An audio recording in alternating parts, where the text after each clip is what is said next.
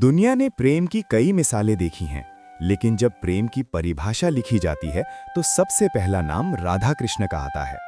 हम सब ने उनकी रास लीला और बचपन की कहानियां सुनी हैं, लेकिन क्या आप जानते हैं कि जब राधा इस धरती को छोड़कर जा रही थीं, तब उनका अंतिम मिलन कैसा था? वो पल इतना भावुक था कि स्वयं भगवान कृष्ण भी अपने आंसू नहीं रोक पाए थे। वर्षों बीत गए थे। कृष्ण द्वारका के राजा बन चुके थे और अपने कर्तव्यों में व्यस्त थे। वहीं दूसरी तरफ राधा रानी ने अपने जीवन के अंतिम पड़ाव पर कदम रखा था। राधा ने अपने मन में कृष्ण को याद किया। उनका प्रेम शारीरिक नहीं, आत्मिक था। इसलिए बिना किसी संदेश के कृष्ण को पता चल गया कि उनकी राधा उन्हें पुकार रही हैं। सब कुछ छोड़कर कृष्ण भागे चले आए उस वन में जहां राधा उनका इंतजार कर रही थीं। जब कृष्ण ने राधा को देखा तो उनकी आंखों में आंसू आ गए। राधा कमजोर हो चुकी थी, लेकिन उनके चेहरे पर वही पुरानी मुस्कान थी। कृष्ण ने राधा का सर अपनी गोदी में रखा। उस वक्त ब्रह्मांड थम सा गया था।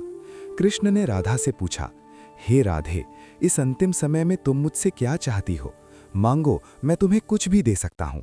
राधा ने धीरे से कहा, कान्हा, मैं बस एक आखिरी बार तुम्हारी वही बांसुरी सुनना चाहती हूँ जो तुम वृंदावन की कुंज गलियों में बजाते थे। कृष्ण ने अपनी बांसुरी निकाली और एक ऐसी धुन बजाई जो न पहले कभी सुनी गई थी न बाद में।